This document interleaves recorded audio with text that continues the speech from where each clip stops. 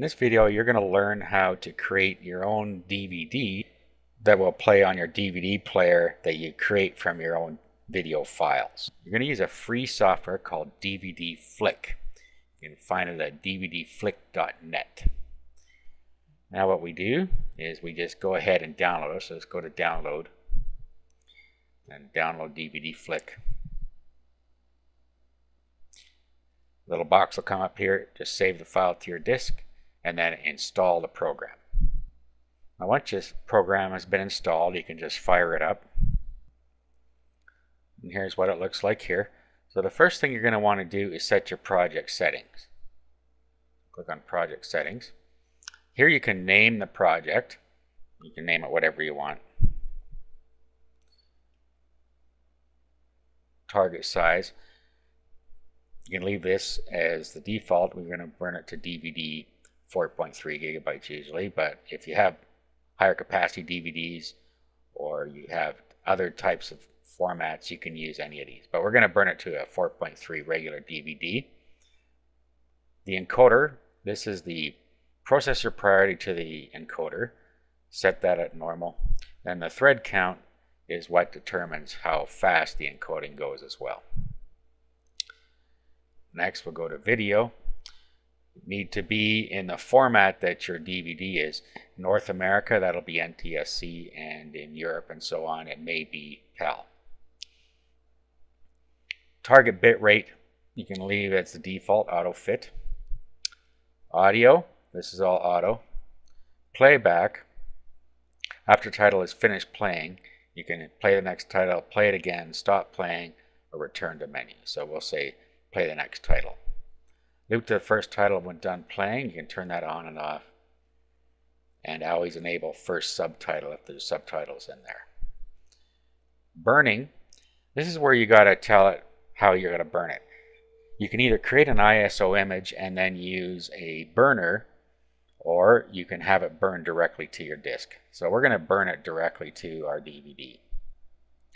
It detects our DVD for us right here and automatically erase disk if it is rewritable.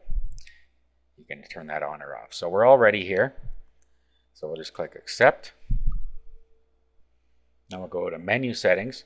This allows you just to pick a menu, and there's 4 of them available here. So you can just pick what your DVD menu is going to look like. And you can either enable or autoplay. So we'll enable the menu and autoplay. We want to autoplay the menu so the disc doesn't just sit there when they plug it into their DVD player. So we'll accept that.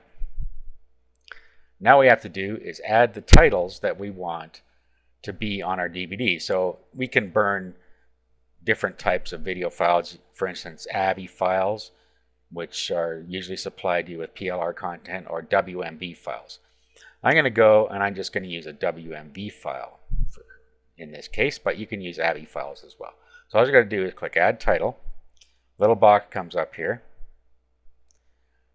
and then you just select your videos one at a time. So you add title. So each video becomes actual title on the menu.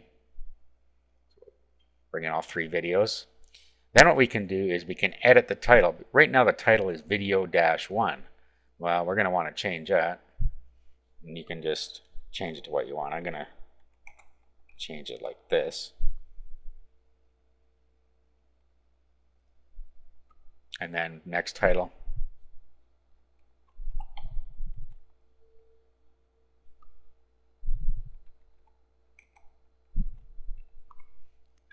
And then next title.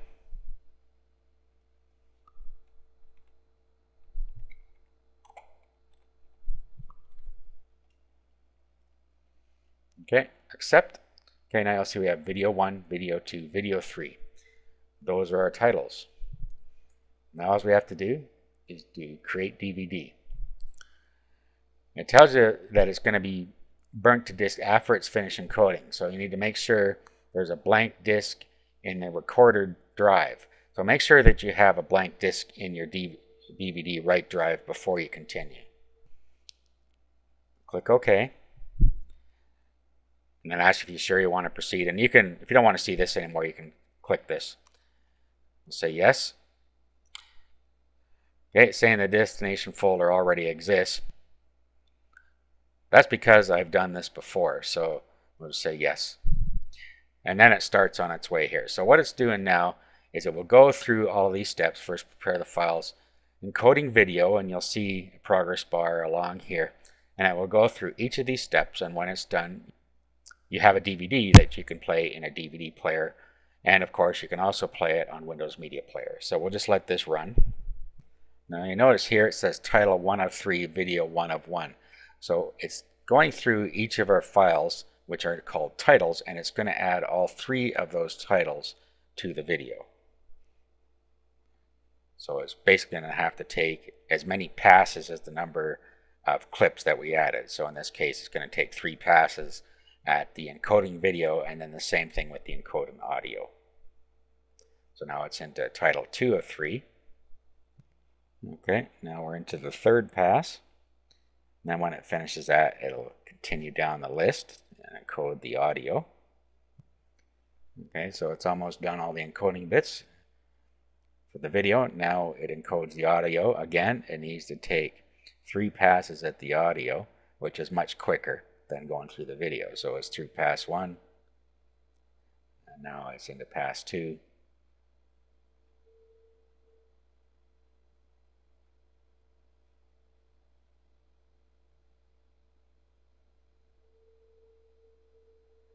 Now pass 3,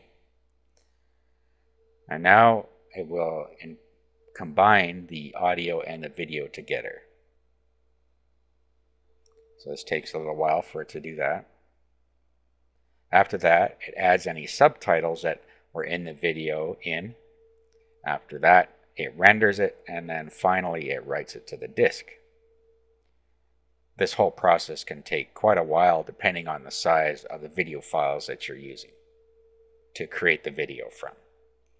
Now we're down at the authoring DVD, and it's generating menus right now. As you can see, it goes through the tasks that you'll see on there. Then finally it will write it to the DVD. Okay, so at this point it's starting to write. Now it opens up 2 more windows. It opens up an informational window like this, and then it also opens up a burning window like this that tells you the progress of what's going on. So right here it says reserving track, and then it goes through, does everything it needs to do, and starts burning. Okay, now it's buffering. You can see, shows you all the steps in the log here, and shows you the % complete. When this is done, your DVD is ready to plug into the DVD player and watch on your TV or any DVD player, or using Windows Media Player.